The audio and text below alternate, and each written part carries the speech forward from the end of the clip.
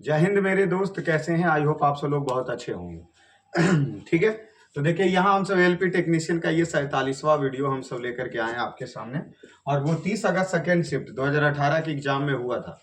ठीक है, माइक में बैटरी का मतलब थोड़ा सा इशू हो गया, जिसके वजह से बाहर सोर्सिंग का भी आवाज़ आपको हो सकता जाए, क्योंकि डायरेक्ट ये फ़ोन रख करके ही बनाया जा रहा है संसाधन के अभाव के कारण।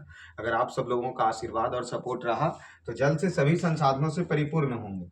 तो ये 30 अगस्त कि सेकेंड शिफ्ट में जो एग्जाम चला था उसी के प्रश्न को हम लेकर के आए हैं, और वही प्रश्न ये है।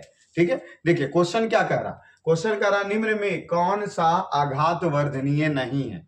आघात वर्धनीय बोले तो जिसे हम सब पीट पीट के चौड़े पत्थर की तरह बना सकते हैं। ठीक है ना, कौन नहीं है? चांदी, एल्युमिनियम, तांबा, ग्रेफाइट। देखिए जब ग्रेफाइट को तोड़ना शुरू करेंगे ना तो ये भांगुर हो जाएगा, टूट जाएगा, चकनाचूर हो जाएगा, पतरा की तरह नहीं बनेगा। और आघात वर्धनीय का मतलब होता है तो पीट पीट के उसको एकदम पतला बना देना। और सबसे ज्यादा आघात वर्धनीय तत्व कौन है? तो चांदी। चांदी के पतले, जैसे मिठाई वगैरह के डिब्बा में देखते हैं उसके ऊपर कवर जो लगा हुआ रहता है वो चांदी का ही रहता है। ये सभी को पीट सकते, इसको नहीं, इसलिए आंसर हमारा क्या हो गया? ग्रेफाइड हो गया। चलिए अगले प्रश्न पे चलते हैं। क्या कह रहा है अगला प्रश्न देख लीजिए। कह रहा भारतीय क्रिकेट टीम में शाहजहां यूनाइटेड अरब अमीरात में 2 विकेट में किस देश को हराकर 2018 में ईस्वी में नेत्रहीन क्रिकेटर वर्ल्ड कप के 5वें संस्करण को जीत हासिल किया? तो वो पाकिस्तान को हरा करके। ये तो 2018 का करंट अफेयर का प्रश्न है, ये प्रश्न नहीं पूछे जाएंगे, इसको ध्यान भी नहीं देना। आगे आते अगले प्रश्न पर। निम्नलिखित तत्वों में से कौन सा बहु परमाणविक तत्व है? तो ऑप्शन दिया होगा और उसमें सल्फर है जो बहु परमाणविक तत्व है। चलिए अगले प्रश्न पे चलते हैं। क्या करा अगले प्रश्न देखिए। अंतरराष्ट्रीय मात्रक प्रणाली के अनुसार विद्युत धारा की इकाई क्या होती है?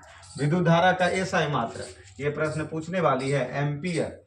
विद्युत धारा के एसआई मात्रक एम्पियर है। चलिए अगले प्रश्न पे आते हैं। अगले प्रश्न, न्यूलैंड के तालिका को हैलोजन के साथ रखा गया था, मतलब हेलोजन के साथ किसे रखा गया था? देखिए न्यूलैंड ने अष्टक सिद्धांत दिया। न्यूलैंड ने अष्टक सिद्धांत दिया था। और अष्टक आवर्त सारणी में, और अष्टक सिद्धांत इसमें था क्या कि सारे गामा पाधानी सा ध्वनि स्वर के बारे में बोला था कि जो पहला तत्व है वो 8वें तत्व के गुण के एक समान रहेंगे। तो न्यूलैंड का इसके जो अष्टक सिद्धांत में हाइड्रोजन के साथ किसे रखा गया था? तो कोबाल्ट और निकेल को रखा गया था। देखिए आवर्त सारणी की अगर बात करें तो आधुनिक आवर्त सारणी के मोस्ले हैं, मोस्ले जन्मदाता है। ठीक है, 1913 ईस्वी में। सिर्फ अगर आवर्त सारणी पूछे तो मेंडलीफ। ठीक है, और इससे पहले भी जैसे त्रिक नियम दिया गया था। त्रिक नियम आगे और 3 गो तत्व को लेकर के आगे पीछे के जोड़ दीजिए, बीच वाला तत्व का परमाणु संख्या आ जाएगा, ये था। चलिए आगे चलते अपने प्रश्न पे आते हैं। प्रश्न क्या कर रहा है? रिक्त स्थानों में उपयुक्त विकल्पों को चुने। कली चूना डॉट डॉट डॉट बनाने के लिए पानी के साथ प्रतिक्रिया करता है, कौन? अस्केल जो चूना है उसको अस्केल चूना, कली चूना अस्केल चूना बनाने के लिए, अस्केल चूना को बनाने के लिए पानी के साथ प्रतिक्रिया करता है। ठीक है, ऑप्शन 3 लिया था। चलिए ऐसे प्रश्न पूछे गए थे, आगे देखते कैसा प्रश्न पूछा गया था। आधुनिक आवर्त सारणी में निम्नलिखित समूह में किस में नोबेल गैस को रखा गया? कैमा में? तो 18 वर्ग 18 में रखा गया। ठीक है ना, ये प्रश्न ताबड़तोड़ पूछे जा रहे हैं। ठीक है, वर्ग 18 में अक्रिय, वर्ग 18 में अक्रिय गैस को रखा गया। ठीक है, देखिए टोटल आवर्त सारणी में वर्ग या समूह की संख्या कितनी है? तो समूह की संख्या 18 है। आवर्त की संख्या कितनी है? तो आवर्त की संख्या 7 है। देखिए 1 2 3 4 5 6 7। पहले आवर्त में 2 तत्व, दूसरे में 8, तीसरे में भी 8, चौथे में 18, इसमें भी 18, इसमें 32 और इसमें भी 32, लेकिन अधूरा। इसको जोड़ करके 114 तत्व रखे गए हैं। ठीक है, अब अगर हम समूह की बात करें तो पहले वर्ग में क्षारीय धातु, जो कि पिछले सेट में पूछा गया था। दूसरे वर्ग में क्षारीय मृदा धातु, और 17वें में हाइलोजन, 18वें में अक्रिय, जो कि अक्रिय इस बार पूछे गए। तो ये सब इंपॉर्टेंट प्रश्न जाते हैं, आप इसको अवश्य क्या रख लीजिए, ध्यान इसको अवश्य रख लीजिए। चलिए अब आते हैं अगले प्रश्न पे। अगला प्रश्न देखिए क्या कह रहा एनीथिंग व्हाट खामोश दी शत्रुघ्न सिन्हा के एक बायोग्राफी पुस्तक के लेखक कौन है? तो भारती एस प्रधान है। चलिए आगे आ जाते हैं अगले प्रश्न पे। क्या कह रहा, जब कोई स्थिर बस अचानक गतिशील होने लगता है तो बस पर खड़े यात्री पीछे की ओर झुकता है या गिरने लगता है, निम्नलिखित में से किसका? जड़त्व का नियम या न्यूटन के पहले नियम को ही, न्यूटन के पहले नियम को ही जड़त्व का नियम कहते हैं। जैसे देखिए बस है ना, बस डायरेक्ट चलना शुरू कर दे तो हम पीछे की ओर झुक जाएंगे, बस डायरेक्ट ब्रेक मारेगा आगे की ओर झुक जाएंगे। ये सब सभी चीज, घोड़ा पर बैठल है टिक डिक डिक डिक डिक डिक चल, डायरेक्ट चले लगा पीछे गिर जाएंगे। ये सब जड़त्व के नियम और न्यूटन गति के पहले नियम से जड़त्व का भी परिभाषा मिलता है। ठीक है, तो न्यूटन गति के ये दूसरे नियम, सॉरी पहले नियम जड़त्व हो गया। ठीक है, चलिए आगे चलते हैं अगले प्रश्न पे। क्या करा, नेत्रहीन के लिए भारत का स्पर्श करें और महसूस करें नामक सर्वप्रथम बगीचा की शुरुआत केरल, बगीचा की शुरुआत केरल विधानसभा स्पीकर पी श्री कृष्ण द्वारा केरल के तेनहीपलम के निम्नलिखित में से किस कैंपस में किया गया था? तो वह कैलीकट विश्वविद्यालय कैंपस, कालीकट तो है ही है केरल में, लेकिन यह कैलीकट विश्वविद्यालय कैंपस में यह शुरू किया गया था। चलिए आगे चलते। पृथ्वी पर पाए जाने वाले ऑक्सीजन छोड़ने वाले प्रथम प्रकाश संश्लेषण जीव कौन से? क्या करा, पृथ्वी पर पाए जाने वाले ऑक्सीजन छोड़ने वाले प्रथम प्रकाश संश्लेषक जीव कौन सा है? साइनोबैक्टीरिया। कौन है? साइनोबैक्टीरिया। चलिए आगे चलते हैं अगले प्रश्न पे।